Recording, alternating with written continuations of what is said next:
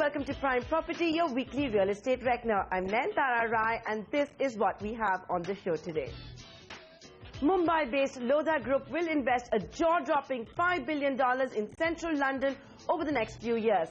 Lodha, meanwhile, roped in one of London's most famous interior designers for its newest launch in Mumbai.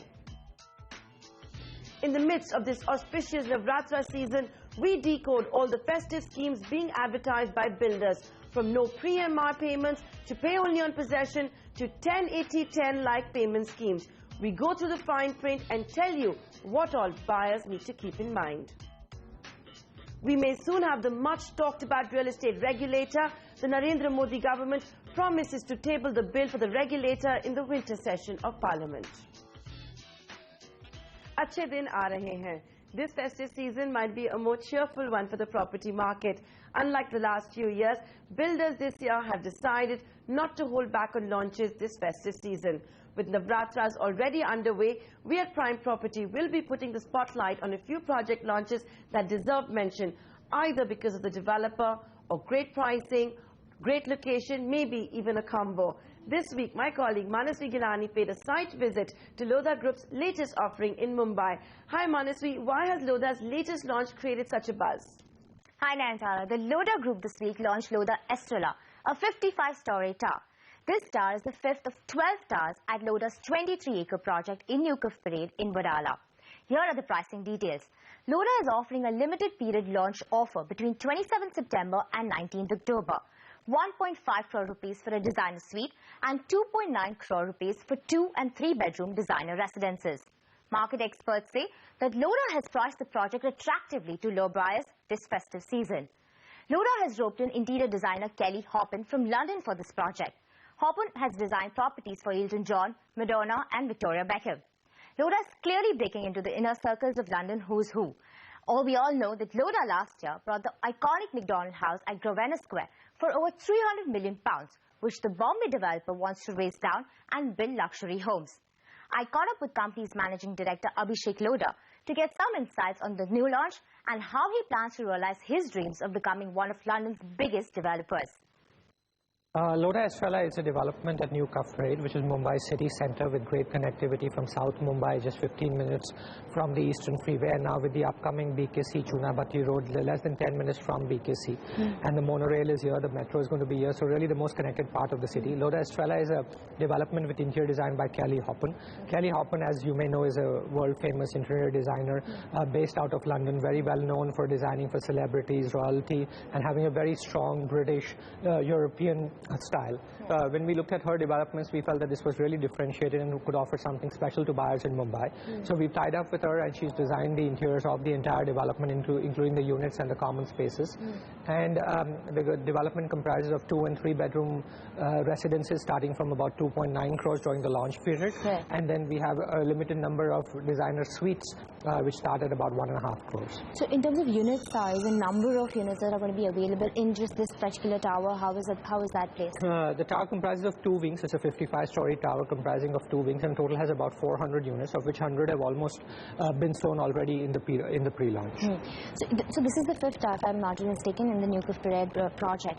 In totality, what is the investment like in the entire Newcomb Parade? We'll see by the end of 12 towers that you're looking at on this particular project. Newcomb Parade will have a total spend of a little over 8,000 crores in just the construction and infrastructure of the space. Obviously, the land and other investments are separate. So, and how have you managed these funds? Are they all through, or you're still looking at fundraising? No, we're not looking at any fundraising. I think as a company overall, we've had very strong sales for the last 2 years. The last 3 years now, we've been the largest developer in the country by sales. We did about 8,000 crores last year of new residential sales, and we have strong cash flows to support our developments. Okay. So in terms of, your other projects in Mumbai, I mean, what is the plateaus looking like as of today? You also have, Palava, which is like a smart city project, which everyone's going to go about. How are they looking as of today in terms of construction and the stage of construction that they've reached? Palava, we started in late 2009. In the last 4 years now, a little over 20,000 units are under construction, about 7,000 families already staying there, and we'll have a population of over 50,000 people living there next year. So, and in addition to, of course, the residences, what we've really put a lot of investment and time in is the infrastructure. We have one school, ICSE school, already operational. The second one opens at the end of this year. The hospital is under under construction. The mall is completing next year. We have an operational golf course, a FIFA-approved football ground, a cricket ground, lots of smart city initiatives, including in the e-network being putting by IBM. We have CNG run internal transportation buses. GE does the water purification and recycling. So really, we're talking about the creation of the first city in independent India, which is built from the ground up with a completely thought-through perspective on long-term running, governance and infrastructure. We can call that smart, but for me what really that is really about building a city intelligently to global standards. This is in tandem with, when the new government also is gung-ho about smart cities and all. Has any plans of actually approaching them because they are looking at a PPP model as far as that also goes? Are you really kicked about that idea and any future plans? Well, we're waiting for I think that this new government at the center is very proactive, very decisive, and really, the talk is followed by some significant action. So we have spoken to the Ministry of Urban Development and, given them our thoughts on how a smart city really means a lot more than just e-governance or e-infrastructure, and has to be holistic. And we've given our suggestion. Now we're waiting for the final guidelines to come in. Talking about your other projects which are not in the country, you're looking at London, and I read somewhere that you're looking at being among the top 2 as far as London market goes. How do you see that London after having panned out after your acquisitions? We've been quite happy with our developments in London. I think both the sites are very, very prestigious. They've progressed as per schedule, and we now look forward next year to starting the sales. Right. So, and in terms of construction and all, what are you looking at? How is your investment going to be like? The construction for one of the sites starts next month, and the other site will start early next year. I think both the projects together have a total investment of close to about £800 million. Right. And how have that been raised? I mean, is this again internal accruals, or you've reached out to some other fundraising? No, all the equity is our own. Obviously, with any project, you take on some debt for the construction, but all the equity is our own. Do you look at going beyond the 2 projects in London at this point in time? Yes, we continue to look for opportunities both in Mumbai and London. We find those to be very strong markets, good supply-demand characteristics, and a need for an appreciation for high quality to real estate. The $5 billion investment is, of course, over 5 years, so we will do it, over a period of time. So is this, the talk about announcing an IPO by next year, is this a part of the entire fund planning going somewhere into these projects, or? We have no immediate plans for an IPO. We're very comfortable with our own internal cash accruals at this point in time, and we would only go to the public markets when we have a good way of using those funds to further expand the growth of the company. That could be around 12 to 18 months from now? We don't have a timing on that. How does London have a one-up in terms of, real estate, as far as real estate and development go? We believe that London is a marketplace which is really the global capital of the world. It continues to attract people, capital, business from across the globe, and has very sustainable supply-demand characteristics.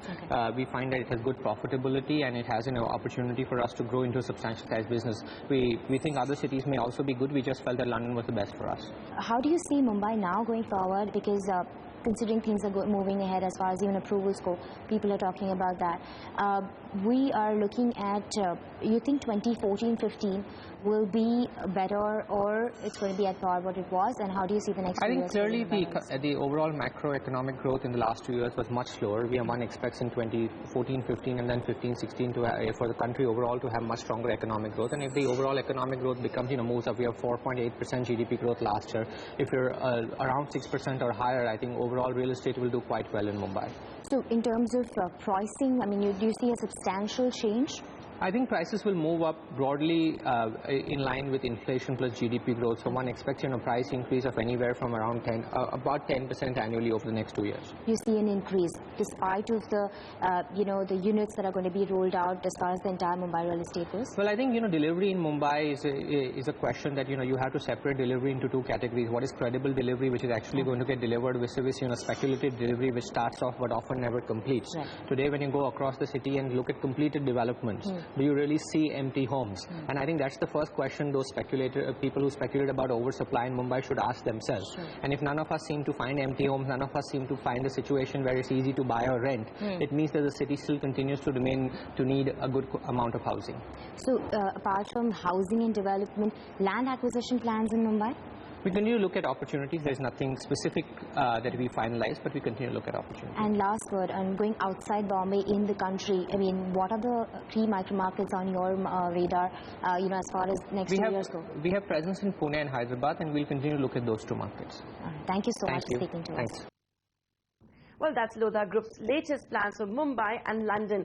Remember, in August, both Donald Trump Jr. and Abhishek Lodha had hinted they may collaborate in London.